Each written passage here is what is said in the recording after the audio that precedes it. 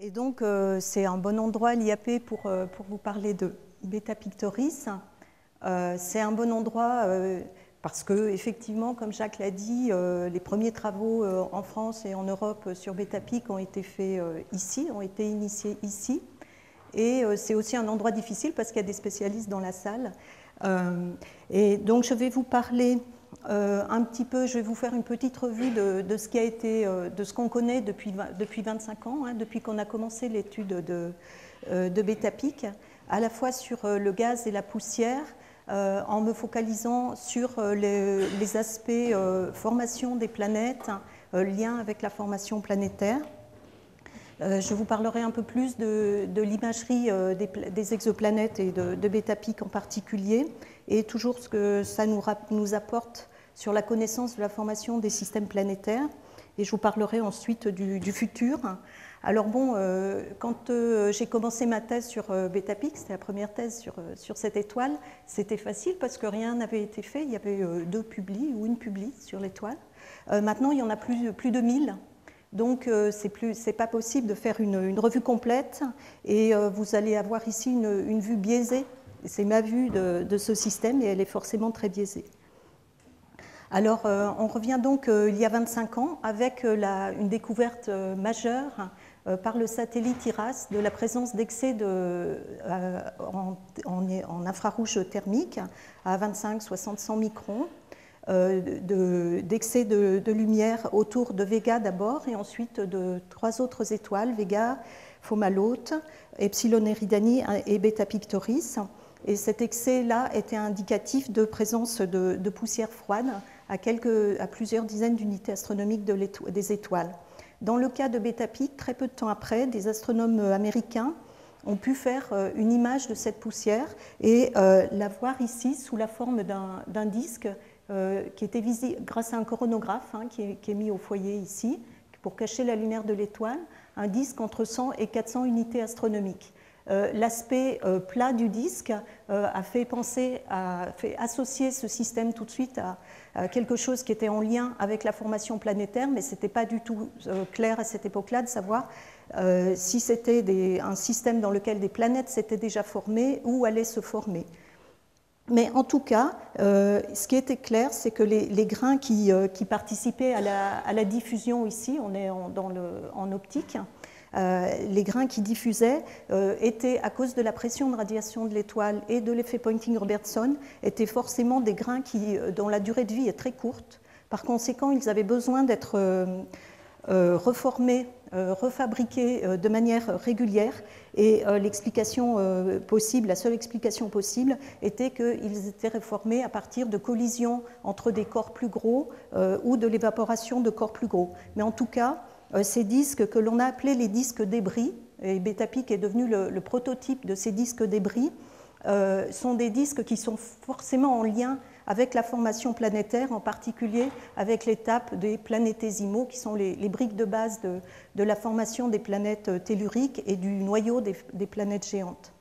Alors, les disques débris tels qu'on les avait définis, une luminosité très faible par rapport à celle de l'étoile, une masse de gaz et de poussière petite par rapport à la nébuleuse primitive, et la dynamique des poussières n'est pas contrôlée par le gaz. Et ensuite, on voit des grains dont la durée de vie est petite que l'âge des étoiles.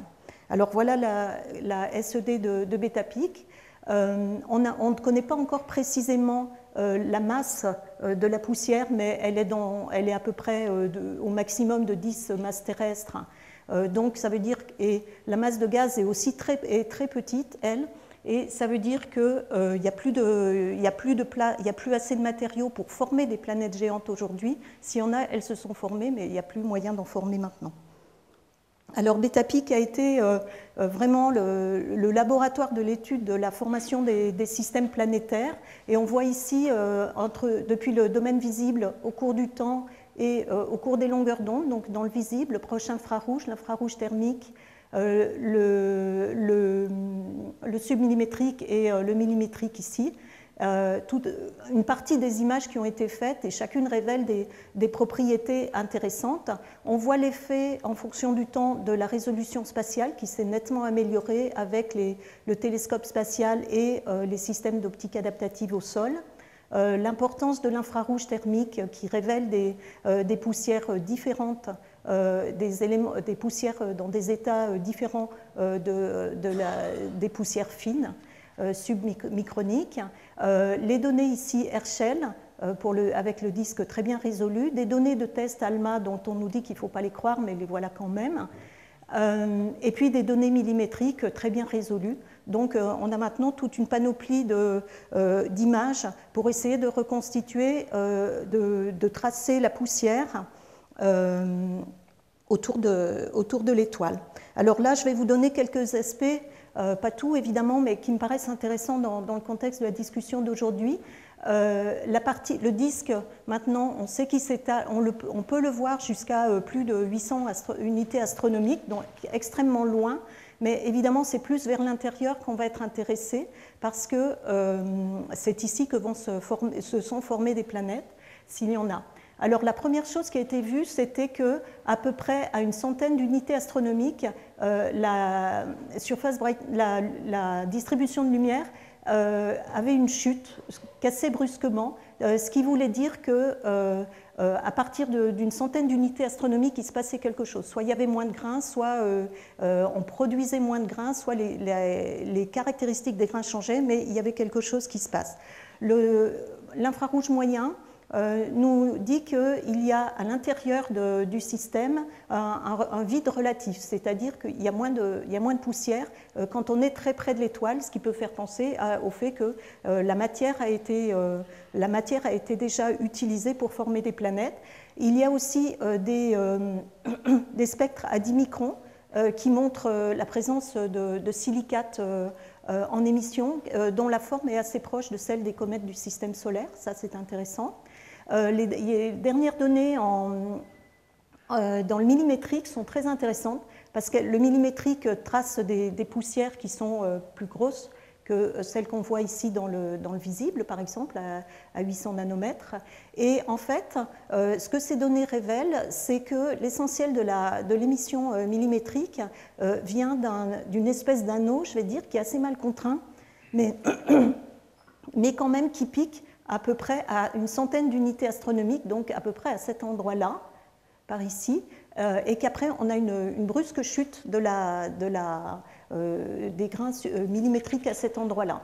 Et donc ça, c'est assez intéressant, et ça amène à penser à un système dans lequel l'essentiel des corps parents produisant la poussière que l'on voit se trouve à peu près à une centaine d'unités astronomiques. Cette largeur n'est pas très bien contrainte, mais c'est quand même ça. En revanche, il y a un arrêt au-delà de 100 unités astronomiques. En revanche, la poussière que l'on voit, le disque que l'on voit en lumière diffusée, lui, on le voit beaucoup plus loin, et ça, c'est tout à fait compatible avec l'effet de la pression de radiation de l'étoile sur les petites particules. Donc on est dans un scénario où on a des planétésimaux ou des comètes, enfin des gros corps, dans la zone bleue ici, qui vont collisionner ou s'évaporer et produire des petites poussières qui seront soufflées par la pression de radiation et qui vont produire les images que l'on voit en lumière diffusée. Alors, ce qui est intéressant, une chose intéressante dans le disque intérieur de l'étoile, qui a été vue par le télescope spatial et par des données qu'on avait obtenues avec le premier système d'optique adaptative sur un télescope, couplé d'ailleurs à de la coronographie, c'était une espèce de torsion du disque que l'on voit ici, dans la partie sud-ouest, que l'on voit aussi ici mieux avec les échelles appropriées avec HST, où on voit ici, dans les 80 premières unités astronomiques, une espèce de torsion du disque, un warp, et que l'on voit ici encore mieux dans les plus récentes données du télescope spatial avec ACS. Alors, dans les années, en 97, on a proposé un un scénario avec David Mouillet et John Papaloizou, dans lequel ce warp du disque, cette torsion du disque intérieur, était liée à une planète qui serait, ou un corps, peu importe, un corps massif, qui serait lui-même en orbite incliné par rapport à l'étoile, au plan du disque. Et voilà les simulations. On a généré des simulations correspondant à ce cas. Dans ces simulations, on prend en compte la perturbation de la planète sur des planétésimaux. On suppose ensuite que les planétésimaux produisent de la poussière qui est soufflée par la pression de radiation. Et voilà le type de profil qu'on obtient et qui est en fait ici assez compatible avec, par exemple, le profil que l'on a sur le télescope spatial. Alors ça, on a commencé ça en 1997. On a affiné ce scénario dans les années 2000 avec Jean-Charles Augereau, et on a pu donner une première contrainte sur la présence de la planète ou d'un corps plus massif. Donc on a une contrainte en fait entre liant la masse fois la distance au carré à l'âge de l'étoile et aux propriétés du warp. Et donc on était arrivé à dire que l'objet, si le warp était dû à une perturbation gravitationnelle, alors il devait se situer sur cette courbe-là. Donc c'était une première indication de présence possible de planètes. Une seconde est venue des données en infrarouge, en moyen infrarouge, où des gaps, des trous dans les disques ont été vus, mais pas tous ont été confirmés. Ceux qui restent le plus sont ici par télescope, donc ça c'est entre 12 et 20 microns, des trous de matière pouvant indiquer la présence de planètes, et ça avait été interprété donc par la sculpture du disque par plusieurs planètes à 10 unités astronomiques, 25-44 unités astronomiques, je reviendrai dessus après. Donc, autre indication indirecte de présence de planètes. Et là, je vais passer au gaz, qui en fait, les travaux que je vous ai montrés sont des travaux finalement assez récents, qui datent des années 90, plutôt 90-2000. Et en fait, très tôt, ce qui a été vu, Betapic s'est révélé comme un objet très particulier, avec la présence de gaz ici. On voit ici du gaz stable, ce qu'on appelait du gaz stable au fond de l'arrêt du calcium. C'était la première observation de gaz sur Betapic par Lew Hobbs, Alfred et collaborateurs. Donc une partie de gaz autour de l'étoile, avec maintenant, on sait, avec des analyses beaucoup plus poussées, avec HST en particulier, FUSE et essentiellement d'ailleurs, HST, FUSE, au début c'était avec IUE, on a à peu près une idée de la composition des éléments, soit en métaux, soit en volatiles. Le gaz est riche en carbone. Ce qui est intéressant aussi, c'est la détection de molécules CO, autour de l'étoile. Et alors ce qui est intéressant, c'est que CO devrait être très rapidement photodissocié par l'étoile, par le flux de l'étoile, donc il n'est pas primordial. Et donc ce qui est intéressant, c'est de nouveau de se dire que fait ce gaz ici. Il y a plein d'éléments aussi que l'on voit ici qui devraient être très rapidement ionisés par le flux de l'étoile. Donc de nouveau, le gaz n'est pas primordial, et ce qui a été invoqué comme explication du gaz, c'était de l'évaporation cométaire, et ça c'est un scénario qui est venu vraiment de l'IAP. Il y a eu beaucoup de travail dessus fait, même récemment par Alain, l'évaporation de comètes pour expliquer ce gaz. Il y a d'autres explications possibles, mais l'explication cométaire est une explication intéressante. Un point crucial est de savoir où est le gaz, parce que quand on fait de la spectroscopie d'absorption, comme c'était le cas avant, évidemment on ne sait pas où il est. Il y a eu deux observations qui me paraissent très intéressantes en sodium ici, donc les raies D1 et D2, qui ont montré que le gaz était en orbite keplérienne, et ils nous ont donné une indication sur la rotation du gaz. Et maintenant on sait que la partie nord-est s'éloigne de nous et la partie sud-ouest vient vers nous. Et ça, on reviendra dessus, c'est important. De nouveau, le gaz, en fait, une étude de Brandecker et al. 2004 a montré des particularités très intéressantes, en particulier que, de nouveau, autour de 120 unités astronomiques, au moins dans les éléments neutres, il y a une chute dans la distribution de densité de ces éléments. Et de nouveau, là, on voit qu'il y a probablement un couplage entre la poussière, la matière solide et le gaz. Il y a aussi une asymétrie qui est aussi observée dans le cas de la poussière. Alors, Voilà, maintenant je vais passer au gaz variable autour de Betapic, parce qu'on s'est aperçu très vite, et ça c'était pendant mes années de thèse, qu'en plus du gaz stable qu'on voit ici dans les raies du fer autour de Betapic, il y avait aussi du gaz variable que l'on a attribué à du gaz variable en chute sur l'étoile, parce qu'on l'observait comme ça, avec des échelles de temps associées variant de l'heure au jour, et ça se produisait plusieurs centaines de fois par an. On a fait des études assez précises sur la taille du gaz, des nuages de gaz correspondant à ces absorptions, et on voyait qu'elles couvraient qu'une partie de l'étoile. Alors, le scénario qu'on avait proposé dans la fin des années 80, c'était que ce gaz variable était produit par la chute de comètes, de comètes qui allaient frôler l'étoile, s'évaporer et produire ici, là c'est une simulation dans les raies du calcium, comparée ici aux observations, donc des comètes qui allaient produire ce gaz variable. Ce qui est intéressant, donc c'était une espèce de preuve que des comètes pouvaient se cracher entre guillemets sur une étoile, ce qui a été vu aussi par Corot sur le Soleil. Et la question qui se posait, c'est qu'est-ce qui amenait ces comètes à tomber sur l'étoile? Et Hervé Bust, Alain, tout le monde, enfin plusieurs personnes ont proposé que ces comètes étaient perturbées gravitationnellement par une planète géante à peu près à 10 unités astronomiques sur une orbite modérément excentrique, et que c'était la perturbation donc sur un disque de planétésimaux ou de comètes qui allait les faire tomber sur l'étoile. Il fallait aussi une migration de la planète pour alimenter ceci pendant un certain temps. Donc c'était encore une indication indirecte de présence de planètes autour de l'étoile. Je viens maintenant à des observations qui avaient été faites en 81 en photométrie, où l'on voyait une variation dans la photométrie de Betapic, qui jusque-là était utilisée comme standard photométrique par les astronomes de l'Observatoire de Genève. Et en 81, il y avait eu une brusque montée, une descente et une remontée de la photométrie de l'étoile, qui avait été interprétée, ce n'était pas la seule interprétation, mais qui avait été interprétée par peut-être la présence d'une planète associée à un trou autour d'elle au passage devant l'étoile. Il y avait d'autres interprétations, mais celle-ci en était une. Alors, évidemment, ce qui était intéressant, c'est d'essayer de chercher des planètes directement, ce qui est intéressant pour essayer de contraindre la présence de planètes.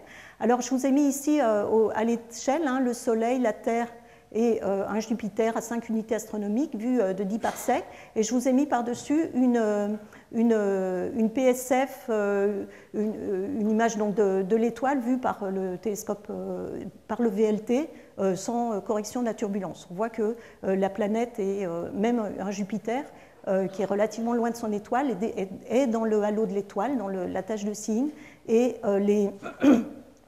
les contrastes entre la planète et l'étoile sont trop grands pour détecter quoi que ce soit. Donc la solution, c'est d'aller dans l'espace, mais pour l'instant, la taille des télescopes est limitée, ou d'utiliser de l'optique adaptative qui va, là, c'est le même objet, le halo non corrigé, et après correction, on voit qu'on a considérablement concentré la lumière de l'étoile sur l'axe. Ce sont des observations Naos. Et alors, ceci dit, ça ne suffit pas parce qu'il faut encore se battre avec le contraste. Même si ici il y a moins de lumière, il en reste encore beaucoup trop. Il faut se battre avec le contraste et avec les speckles instrumentaux, les artefacts instrumentaux qui sont encore beaucoup trop importants par rapport au signal de la planète. Donc il y a deux méthodes utilisées. Soit on prend par exemple un coronagraphe et on fait des observations de l'étoile, on fait des observations d'une étoile de référence et on fait une mise à l'échelle du halo de chacune des étoiles et on soustrait de manière à ne voir que les résidus, à enlever au maximum la lumière de l'étoile. Donc ça, c'est une première méthode qu'on utilise par exemple en coronographie, qu'on a utilisée pendant des années.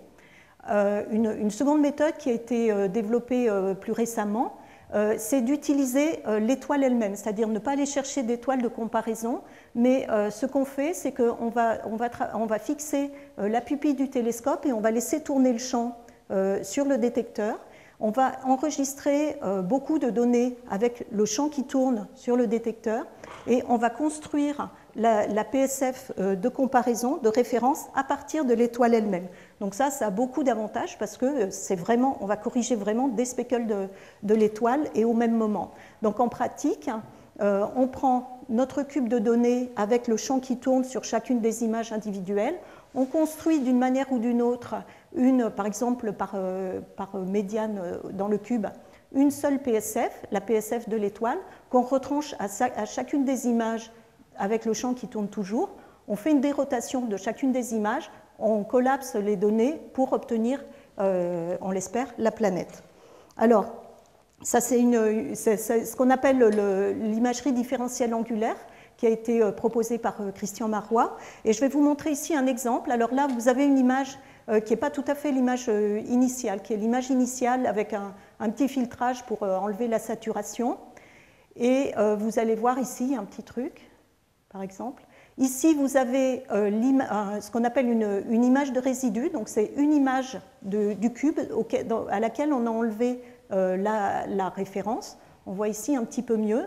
Et ensuite, après, vous verrez, quand on a remis les données au nord, on les a remises nord-est. Là, pour l'instant, dans les deux cas, le champ tourne. Alors, si le truc marche, là, voilà. Donc là, vous avez plusieurs réalisations. Ce sont toutes les images qu'on réalise. Vous voyez ici la planète la plus brillante, vous la voyez tourner. Vous voyez qu'après correction, elle est beaucoup plus brillante. Ce que vous voyez ici, que vous ne l'aviez pas vu tout près, c'est qu'il y a aussi une planète ici. Et je vais la remettre pour que vous regardiez. Voilà. Dans les images brutes, on ne la voit pas. Une fois corrigée, on commence à la voir. Et une fois que les données ont été remises ensemble, vous voyez une planète ici, une là, et c'est le système de HR 87-99. Donc c'est une technique qui est très puissante, qui est un petit peu complexe. Les algorithmes qui sont derrière sont un petit peu un peu complexes, mais qui est extrêmement efficace. Alors ceci, c'est pour vous montrer, parce que c'est bien beau de voir une source brillante, mais il faut la caractériser. Il faut caractériser son astrométrie et sa photométrie. Et ça, c'est extrêmement difficile parce qu'on est noyé dans le halo de speckle. Alors en fait, ce qu'on fait, c'est qu'on introduit des fausses planètes négatives. On va essayer de tuer le signal de la planète. On va les introduire dans les cubes initiaux. On va faire marcher notre machine de réduction dans chacun des cas et on va chercher le minimum en position ou en astrométrie qui va nous permettre d'éteindre la planète. Donc là, vous voyez, dans le cas de Betapic, vous avez la planète, on introduit une planète négative, là, comme elle est à la bonne photométrie, on a éteint le signal, on est revenu à un signal à bruit normal, et là, on a introduit une planète qui est tellement négative qu'on n'est plus dans le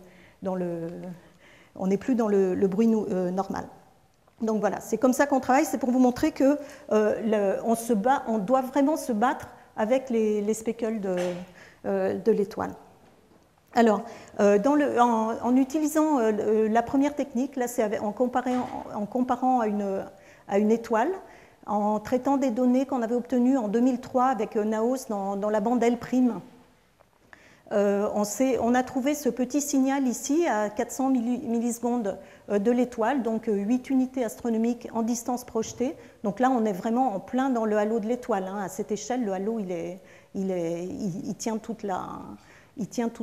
l'image, en gros. Et on avait vu que, étant donné le flux qu'on estimait de cet objet, s'il était lié à l'étoile, alors il devait faire à peu près 9 masses de Jupiter. Donc 8 unités astronomiques en séparation projetée si c'était une orbite circulaire, et une température effective qu'on avait estimée à peu près à 1500 degrés.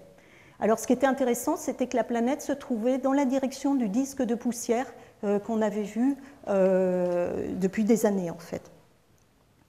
Alors, on s'est aperçu de ça fin 2008, donc évidemment, on a essayé de réobserver le système et on n'a rien vu.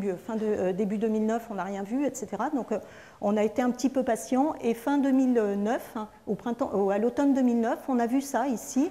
Alors là, cette fois-ci, c'est en utilisant de la DI, avec une technique conventionnelle, on n'y serait pas arrivé. on a vu la source ici. Et là, on est à 300 millisecondes de l'étoile, donc extrêmement près, dans la même bande de longueur d'onde. Hein. Les cuts ne sont pas les mêmes entre les deux images, mais la source est ici. Et en fait, ce que ça voulait nous dire, c'était qu'en novembre 2003, la planète était là. Et ensuite, si on suppose qu'elle tourne de la même façon que le gaz, donc elle est passée derrière l'étoile, et en fait, on l'a récupérée ici, une fois qu'elle avait fait une excursion derrière l'étoile. Alors cette deuxième observation donc, nous a permis de montrer que ce n'était pas un objet de champ qu'on regardait, parce qu'il y a toujours cette crainte quand on fait de l'imagerie directe. Par ailleurs, on a fait des observations dans d'autres longueurs d'onde, en particulier dans les longueurs d'onde plus proches. Alors c'est assez difficile aussi parce que les modèles prévoient que plus on va dans les longueurs d'onde proches, enfin plus on descend en longueur d'onde, plus le flux est petit. Donc là c'est en bande K. En bande H, ça c'est des données toutes récentes, là, du mois de janvier-février, en bande H et en bande J, où là on voit on reste assez près du bruit. Alors, je passe à l'orbite de Beta-Pic. Là, évidemment, depuis 2009, on observe beaucoup l'étoile, on la suit, on la photométrise, on a maintenant des nouveaux points, j'en parlerai après. Et ça nous a permis de caractériser un peu mieux les possibles configurations de l'orbite de Beta-Pic. Et on voit ici une forte probabilité en ce qui concerne le demi-grand axe qui soit autour de 9 unités astronomiques. Donc on a vraiment affaire à une planète qui est à peu près à la distance de Saturne dans le système solaire. Donc c'est actuellement la planète la plus proche imagée d'une étoile. Donc à partir de là, il y a beaucoup de questions intéressantes qui se posent. Alors ça, c'est en intégrant les données qu'on a obtenues tout récemment. Et c'est Hervé Bust qui a fait ces feats, il me les a envoyés hier. On réduit vraiment très considérablement la probabilité que la planète soit loin de l'étoile. En fait, on est vraiment à 9-10 unités astronomiques. J'ai mis ce graphe ici pour Alain, parce que quand on a cette orbite, évidemment, on va tout de suite voir si l'événement de 81 était un transit lié à cette planète. Et on n'est pas pile poil sur la probabilité la date de transit estimée avec enfin voilà, ça c'est la distribution qu'on a. 81 est ici, donc on est il est possible que, c'est pas sûr, mais il est possible que la planète qu'on voit soit responsable du transit de 81. En fait, il nous faut beaucoup plus de points pour essayer d'affiner tout ça. Un autre élément important donné par les images à diverses longueurs d'onde que l'on fait, c'est évidemment de pouvoir caractériser la planète, les propriétés physiques, donc la masse. Là, vous avez ici des observations, les contraintes données par l'infrarouge L' et bande à 4 microns, qui nous donnent une masse d'à peu près 8 masses de Jupiter. On essaie aussi avec les couleurs de contraindre la température et la gravité de surface. Et voilà, et aussi, voilà les derniers points qu'on a, donc en J, en H, en K, en L et à 4 microns, comparés à des modèles à 1700 degrés et puis un log de G de 4,5. Et ce qu'on voit ici, c'est qu'on a encore du travail à faire pour être beaucoup plus précis. La température, on va avoir du mal à la caractériser à mieux que ça. On est à peu près à 1700 K, plus ou moins 200 degrés. Et la masse à peu près à 9, plus ou moins 2, masse de Jupiter. Il faut que je précise que tout ça, c'est en supposant certaines hypothèses sur le mode de formation des planètes. Alors, en fait, il y a deux types de modèles qui sont utilisés pour prédire les propriétés des planètes à partir de leur formation. Il y a ce qu'on appelle le hot start model, dans lequel la matière à l'intérieur du disque s'effondre et s'effondre sur un cœur, mais toute l'énergie liée à l'effondrement est gardée et chauffe l'atmosphère de la planète. Le gaz est chauffé et garde sa température, l'énergie n'est pas perdue. Il y a un autre modèle, et ça, ce sont les modèles que tout le monde utilise pour estimer les masses des objets qu'on détecte. Il y a un autre modèle qui a été sorti il y a quelque temps, qu'on appelle le cold start model, qui est en fait un modèle dans lequel il y a un effondrement également, mais l'énergie liée à l'effondrement est dissipée, et donc en fait, si on regarde ici la température, donc les traits pointillés sont les prédictions des températures effectives en fonction du temps des planètes. Donc là, on est à 1 million d'années, 10 millions d'années, 100 millions d'années, c'est les zones qui nous concernent. On voit que quand on est dans le modèle cold start, on n'a jamais de planète extrêmement chaude. Donc en fait, les planètes, elles sont froides et puis elles restent assez froides. En revanche, dans le modèle hot start, dans les premiers millions d'années ou dizaines de millions d'années, les planètes, là vous avez par exemple pour 10 masses de Jupiter, 8 masses de Jupiter, vont être très chaudes au départ et ensuite vont se refroidir. Et c'est ce qui fait que dans les surveys, les recherches de planètes par imagerie directe, on cherche tous des planètes dans des systèmes qui font 10, 100 millions d'années, mais on va pas les chercher plus loin, c'est parce qu'on espère qu'elles seront encore chaudes et qu'elles seront encore self-lumineuses et que comme ça, on pourra les détecter. Parce que sinon, on aura excessivement de mal. Donc, alors, dans le cas de Betapic, si on prend en hot start modèle, on est ici en température, on est ici en luminosité, ce qui explique qu'on la détecte. Si en revanche le cold start modèle était correct, on serait ici en température, on serait ici en luminosité, on ne la détecterait pas. Les modèles hot start prédisent une masse de 7 à 11 masses de Jupiter, comme je vous ai dit. Le modèle cold start n'est pas capable de reproduire Betapic, la luminosité de Betapic telle que l'on observe. Donc on voit deux choses, c'est que, et ça c'est un message, c'est toujours avoir en tête que tous les paramètres qu'on dérive, qu'on donne, la masse, le rayon, la température effective, le log de G, tout ça, qu'on est estimé de l'imagerie, sont modèles dépendants et sont très dépendants de l'âge. Donc ça, c'est quelque chose qu'il faut retenir en ce qui concerne l'imagerie des planètes extrasolaires, c'est qu'il y a ces incertitudes derrière, et je reviendrai dessus. Je ne suis pas en train de descendre la méthode de l'imagerie directe, hein, parce que les méthodes indirectes, comme les vitesses radiales ou les transits, ont aussi leur propre biais, dont on ne parle pas souvent, mais il en existe. Donc, ce qui est important pour pouvoir contraindre mieux ces modèles, c'est de déterminer la masse de ces objets. Directement, par une autre méthode, sans passer par des modèles. Alors là, par exemple, je fais juste une brève visite à HR 87-99, donc il y a un système de 4 planètes qui a été détecté par Christian Marois. Ici, on voit les 3 les plus internes. Alors là, elles paraissent très jolies, mais il a un peu trafiqué les données. Hein. Sur les données réelles, elles ne sont pas comme ça. Mais vous voyez ici, celle-ci est à 40, celle-ci est à 24, celle-ci est à 15 unités astronomiques en séparation, en projection, en séparation projetée par rapport à l'étoile, et leur masse est estimée à peu près une dizaine de masses Jupiter. C'est estimé de nouveau avec le hot start modèle. Ce qui est intéressant, et c'est pour ça que j'en parle ici, c'est que c'est extrêmement intéressant d'essayer d'avoir des idées, des contraintes par d'autres critères. Et dans le cas de 87-99, il y a une incertitude assez importante sur l'âge de l'objet, donc qui se traduit en incertitude sur les masses ici, quand on utilise les modèles, mais il y a eu des modèles de dynamique de ces planètes qui montrent que si elles étaient trop massives, alors le système ne serait pas stable. Donc c'est une indication indirecte sur le fait qu'on est probablement à des planètes qui sont effectivement moins de 10 masses de Jupiter. Mais c'est indirect. L'idéal, c'est effectivement de mesurer directement la masse des planètes, et pour ça, on a essayé de le faire en vitesse radiale. Il se trouve qu'on avait commencé des programmes, d'ailleurs avec Alfred, d'observation de Betapic avec ARPS en vitesse radiale. Alors, à cette époque-là, personne ne croyait qu'on pouvait détecter des planètes en vitesse radiale autour des étoiles de ce type-là, parce qu'elles sont chaudes, elles tournent vite, enfin, elles ont tout ce qu'il faut pour qu'on les regarde pas en vitesse radiale. Les vitesses radiales sont essentiellement focalisées sur les étoiles de type solaire, et là, on est sur une étoile de type A.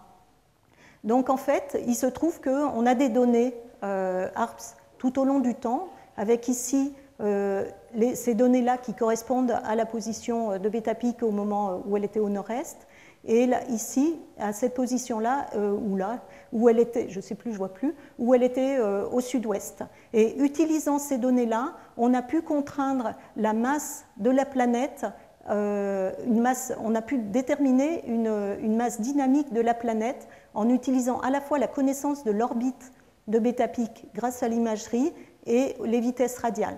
Et ce qu'on vient de montrer, c'est que si la planète est sur une orbite d'à peu près 9 unités astronomiques, alors sa vraie masse, indépendante des modèles, est de moins de 12 masses de Jupiter.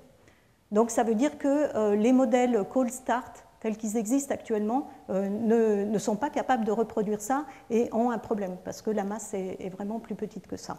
Donc ça, c'est quelque chose qu'il va falloir développer au maximum, c'est ce couplage entre imagerie et vitesse radiale. Alors maintenant, connaissant la masse et connaissant la distance de l'étoile, on est retourné sur le schéma qu'on avait sorti en 97, et notre courbe était là en 97. Et la planète, elle est là. Et en fait, il fallait un shift ici, et ce shift, il est complètement expliqué, et on tombe vraiment là-dessus, parce qu'en 97, on supposait, je vous ai dit que la relation là dépendait des propriétés du corps perturbateur, mais dépendait aussi de l'âge de l'étoile. Et à cette époque-là, on avait pris un âge de 200 millions d'années, alors qu'en fait, maintenant, on sait qu'elle fait 12 millions d'années. Par ailleurs, le warp, l'extension du warp, elle était estimée à 50 unités astronomiques. Maintenant, on voit qu'elle est plutôt à 80. Et quand on prend en compte ces deux paramètres, en fait, on se retrouve sur la courbe rose et Betapic B tombe bien au bon endroit. Ce qui veut dire qu'elle a des bonnes caractéristiques pour être responsable du warp du disque interne si elle est située sur une orbite inclinée. Alors, c'est ce qu'on a essayé de faire, et ça a pris des mois l'année dernière, c'est d'essayer de voir dans tout ce magma-là où est Betapic, qui est caché là par là, par rapport au disque de poussière,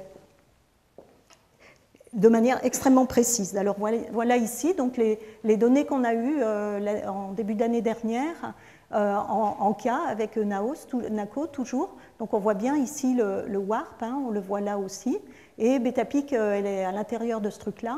Quand on fait un zoom sur cette donnée-là, là l'étoile est ici, là on est à une échelle de 200 millisecondes et on a la planète qui est ici. Et le défi, c'est de mesurer précisément la position de cet objet-là par rapport à la direction du disque ici, à la fois de ce qu'on appelle le disque principal et le disque warpé. Donc on a fait ça en faisant une étude très soignée des budgets d'erreur associés à la fois à la position de la planète sur le disque, la position de la planète, sa séparation et aussi son PA, et la même chose sur le disque. Et donc on a identifié des budgets d'erreur qui d'habitude ne sont jamais pris en compte. Et en utilisant ça, on a pu montrer que la planète ne se... Alors voilà, là vous avez ici plusieurs façons de réduire les mêmes données qu'on aime bien utiliser. On ne réduit jamais les données avec d'une seule manière, parce qu'en fait, bon, c'est un peu compliqué, mais chaque méthode va introduire des biais, et en utilisant plusieurs méthodes de réduction, on est plus sûr de distinguer les biais de ce qui est vraiment physique. Donc voilà, si on regarde par exemple dans ces données-là, là, on a mesuré, ce sont les traits horizontaux là, l'orientation du disque incliné, warpé, et ça c'est le PA du disque principal, et la planète, elle se trouve par là, donc elle ne se trouve pas dans le disque principal. Idem ici avec par exemple cette méthode de réduction et avec cette méthode de réduction. Donc on voit que la planète est beaucoup plus proche du disque warpé que du disque principal. Donc ça veut dire que sa position projetée n'est pas dans le disque principal, et, et encore pire, sa position déprojetée, parce qu'on a une idée de l'inclinaison du disque par rapport à la ligne de visée, elle n'est pas du tout dans le disque principal. Et ça veut dire que donc la planète est très probablement dans le warp, et donc elle expliquerait bien l'existence de ce warp, beaucoup aussi d'autres propriétés du disque à grande échelle dont je n'ai pas parlé. Elle pourrait expliquer les FEB pour ce qu'on a vu tout à l'heure, et comme je vous ai dit, pour l'instant, l'orbite telle qu'on la connaît, qui est encore assez mal contrainte, il y a encore des données à obtenir, elle pourrait encore expliquer l'événement photométrique de 81. Alors, qu'est-ce que Betapic nous donne comme information en termes de formation planétaire? Alors déjà, quelque chose de très direct. Le système a 12 ans, donc ça nous montre que les planètes géantes doivent se former en moins de quelques millions d'années, ce qui est rassurant parce que les gens qui mesurent la quantité de gaz autour des étoiles jeunes voient qu'il y a vraiment une chute ça dépend, entre 3 et 6 millions d'années, la quantité de gaz dans les systèmes chute terriblement. Donc en fait, il faut que les planètes géantes se forment plus rapidement. Donc là, on est tranquille. Ensuite, en ce qui concerne le processus de formation, les planètes du système solaire, comme la plupart des planètes détectées en vitesse radiale, les planètes géantes, on pense qu'elles se sont formées par accrétion de gaz sur un noyau rocheux qui fait à peu près, on estime, entre 5 et 10 fois la masse de la Terre. Alors, donc ça, c'est le scénario qu'on appelle de co-accrétion qu'on estime pour les planètes du système solaire et pour beaucoup d'autres planètes détectées en vitesse radiale. Ce scénario nécessite qu'on arrive à former un noyau rocheux, donc de 5-10 masses de terrestres, assez vite. Donc ça pose des contraintes en termes déjà de distance à l'étoile. Il ne faut pas être trop loin, parce que si on est trop loin, les temps vont être trop longs pour former ces cœurs rocheux, et donc on n'y arrivera pas. Le gaz sera parti avant qu'on ait formé le cœur rocheux. Si on forme un cœur rocheux en 100 millions d'années, il n'y a plus de gaz à accrocher, donc on ne formera pas de planète géante comme ça. Ça m'amène à SPHER, justement, l'instrument qu'on est en train d'assembler actuellement à Grenoble. Vous voyez le hall d'intégration, là, il y a une semaine à peu près. L'instrument tel qu'il sera une fois tout assemblé. Donc, ce sera un instrument un imageur de planètes qui va être dédié donc à la recherche et à la caractérisation des planètes sur le VLT. On espère le mettre sur le ciel en fin d'année ou en début d'année prochaine. Il aura plusieurs modes d'observation, de l'imagerie au contraste, comme on vient de voir, et un IFS, donc en couplant la spectroscopie. L'idée est vraiment de caractériser et de recueillir les premiers spectres de planètes directes et des planètes relativement froides. Les spectres qu'on a pour l'instant des planètes venant des transits, qui sont extrêmement intéressants, ce sont des planètes qui sont très chaudes et qui sont irradiées par l'étoile. Là, on parle de planètes qui sont beaucoup moins sensibles à leur environnement stellaire, disons. C'est comment on dit en français, intégral, voilà, merci, field spectrometer. Donc on enregistre à la fois l'information en 2 dimensions, mais sur des canaux spectraux différents. Ça, c'est une façon de le faire. Il y a plusieurs façons, mais disons, ce qui est important, c'est qu'on a à la fois l'information spectrale et l'information 2D, spatiale. Donc on aura un mode qui nous permettra d'observer depuis les bandes Y aux bandes du proche infrarouge. Voilà ce qu'on attend comme performance avec SPHER par rapport à ce qu'on a aujourd'hui. Donc là, vous avez Betapic qui est là, avec un contraste qui est déjà raisonnable. Hein. On a 7 et quelques en contraste et on a à peu près 9 en L', on a à peu près 9 au plus proche longueur d'onde. Et voilà le gain qu'on espère avoir avec SPHER. Donc un gain très très important et qui va nous permettre de détecter beaucoup plus de planètes, beaucoup plus près des étoiles, et on a associé à la construction de SPHER, on a un projet sur le temps garanti de rechercher autour de 200 ou 300 étoiles membres des associations jeunes et proches, hein, pour que les planètes soient encore chaudes, pour faire une recherche systématique de planètes et une caractérisation autour de ces objets. Voilà, quelque chose qui me paraît important aussi, c'est de comprendre le lien entre les disques de poussière que l'on voit ici et les planètes. J'en ai pas parlé, mais il y a beaucoup de caractéristiques dans les disques de poussière qui peuvent indiquer la présence de planètes, et c'est évidemment des endroits où on va aller chercher des planètes avec SPHER. Voilà, je vais terminer là par ce petit schéma qui montre le nombre de planètes détectées par les vitesses radiales, donc le violet est clair, par les transits, le violet foncé, par l'imagerie. Vous voyez que l'imagerie, pour l'instant, on n'a pas encore détecté beaucoup. Mais j'espère que la courbe qu'on voit ici de croissance à la fois des vitesses radiales et des transits va pouvoir commencer à s'amorcer avec la génération des imageurs comme Sphère sur le VLT dans les années qui viennent. Merci. Il n'y a pas Kepler. Si. Non. Si. Là, tu as dit Kepler.